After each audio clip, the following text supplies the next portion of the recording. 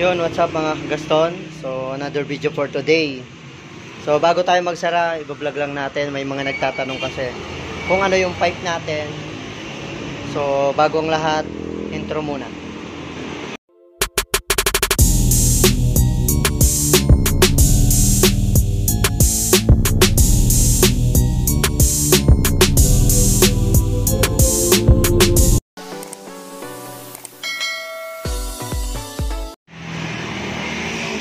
So, ito mga kagaston yung pipe natin.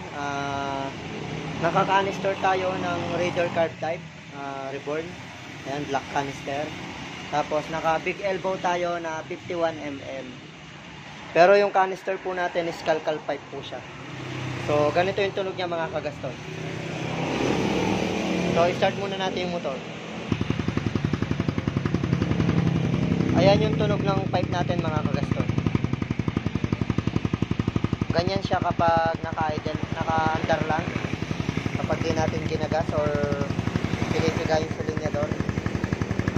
So pag pipigayin naman natin siya, ito siya.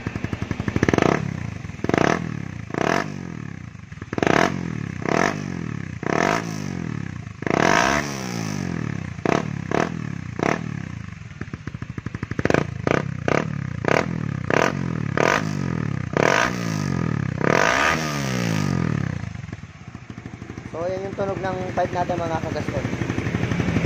So, hindi siya ganun kaingay kapag nakaano lang, pero pag binomba mo,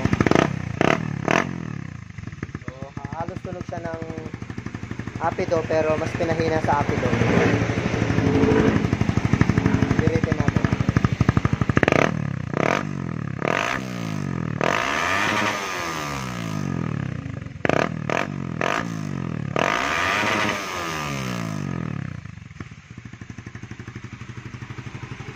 So, yun lang.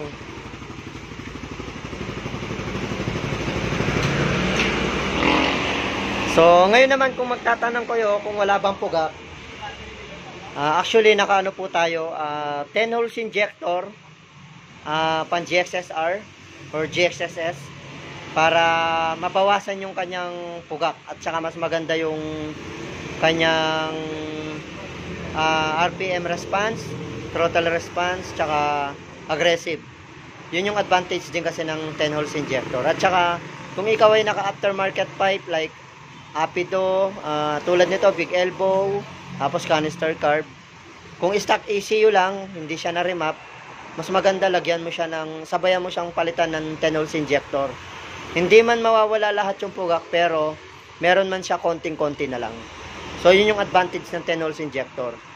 Ang kagandahan pa ng naka 10 holes injector, ngayon nga, aggressive, throttle response, mas maganda yung ano niya, RPM. Tapos, siyempre, dagdag hatak. Siyempre, mas madagdag takbo. So, dagdag speed, dagdag top speed yun. So, andun lahat yung mga advantage niya. Sa gas consumption naman, mga kagaston, konting-konti lang naman yung nilakas niya compare sa stock. Kasi ako nagre-range pa rin naman yung full tank ko hanggang 180 km yung full tank niya. So hanggang dito lang yung video natin. Additional vlog lang tayo para may upload. At saka at least dagdag kaalaman din. So thank you for watching. Location natin, para po siya ng micro base. Ayan, micro base. Ang isi-search nyo yung nasa taas, yung ayan, yung Micro Base Motorbike Corporation. MacArthur Highway, Kakutod, Mabalacat, Pampanga. Pag kasi ang sinerch nyo yung microbike, hindi siya lalabas. So pag ang sinerch mo yung Micro Base Motorbike Corporation, lilitaw po siya. So harap lang mismo tayo. Location, Kakutod, Mabalacat, Pampanga. So hanggang dito na lang yung video natin. God bless sa inyo.